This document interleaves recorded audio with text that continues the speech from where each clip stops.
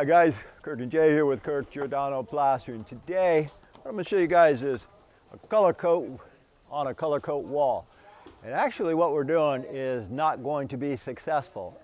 Nobody can do what we are asked to do. A while back we came here, we did a scratch and a brown, and we matched the finish. Then the fella who hired me said, Kirk, can you do a color coat and tie this in and match it? And I said, no. Not only can we not do it, there is nobody who can do that. The proper way to do it is to color coat this area and then color coat the entire wall, corner to corner. You cannot do a color coat within a color coat and expect it to match. It doesn't work that way. How do I know? Because I have 30 plus years and I've tried it. And even if I would have came and I did this color coat yesterday, which is Habra oatmeal, even if I would have came and I did this color coat and they did this the next day and I came the following day, I still could not tie into this color coat. The color coat is about 5 years old. And I'll show you something about a color coat. When you wet it, it darkens. So, okay, this is oatmeal, but you see when you wet it how dark it gets. And by the way, guys, if you paint it to try to match the color, that's what happens when water hits paint and a cementitious, maintenance-free color coat. That's the painted surface. This is the color coat, La Habra. And let me show you a couple more things before we try to do the impossible here. Here's what we use, guys.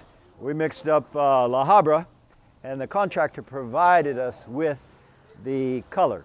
Now I told him over here on the ceiling, what we can do is we can go corner to corner to corner and we can tie this in.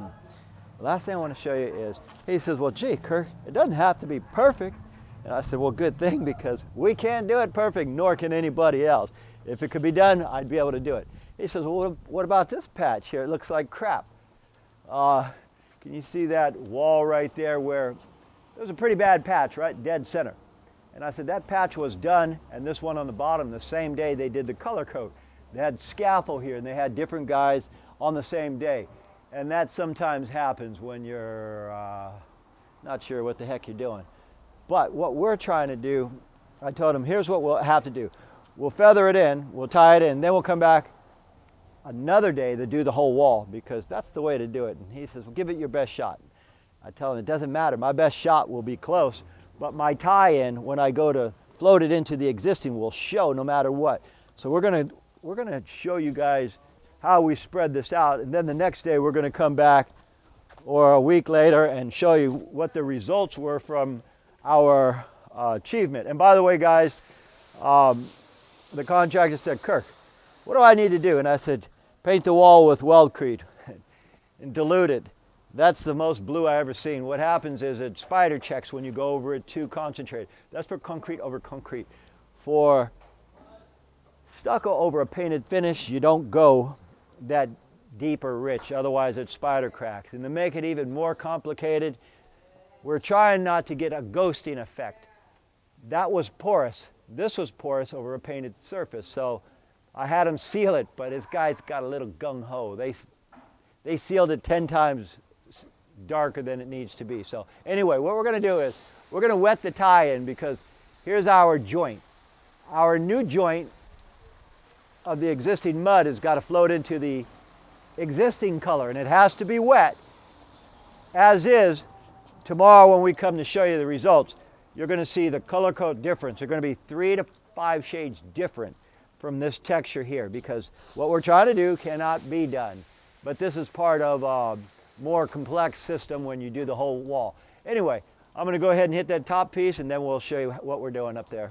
Okay guys, we're at a stage where here's our blue right to here. We went over it by a foot. It's still not going to match this color, but we're going to give it the preliminary stuff we do prior to coming back for another stage. The idea is to feather it into here, feather it into the existing, and you guys probably say, man, it looks close.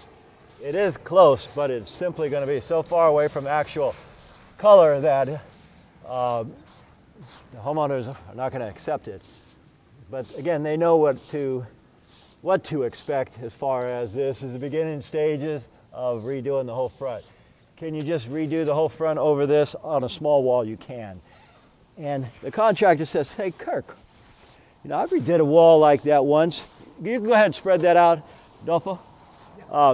Contractor said, I redid a wall once and it came out perfect. And I said, you must have used the color crystal white, didn't you? And he said, wow, how do you know that? And I said, crystal white is the only color on that chart that you blended it right here and it'll match. Oatmeal doesn't. It's close. And you see again what happens when you get a painted surface. So they got a lot of things going on here. Anyway, when we get toward the bottom, I'll show you a little bit more. All right, guys, we've tied in over a foot here, and to the naked eye, it looks like, wow, that's a perfect match. It's not. I've been doing this too many years, guys. You're going to see such a distinct color differential, but tomorrow, the next day, not today. Anyway, I'm going to get back to what I'm doing, spinning my wheels. But again, you got to look at this as a treatment within a treatment for the overall finish. It still has to be done. Otherwise, we'd get some serious ghosting effects. All right, guys, this makes a good example on the same video. Now that we've got this little interior done, now we're going to go corner to corner. It doesn't necessarily have to be completely dried. And the idea is when we come back the next day to show you how foolish that's going to look, we'll show you this also, and that's the proper way to do it. You float it first, then go over the entire surface again with another coat. Okay, guys, I'm going to go ahead and finish floating the rest of the ceiling here. And there is a chance that they might say, Kirk, compared to the last guys, you guys did really great. It's accepted, even with the color flaws on there. This one's going to be perfect. So you may not see the end result of this, in which case, I thank you for watching this. My name is Kirk, and as usual, we'll see you guys on the next one.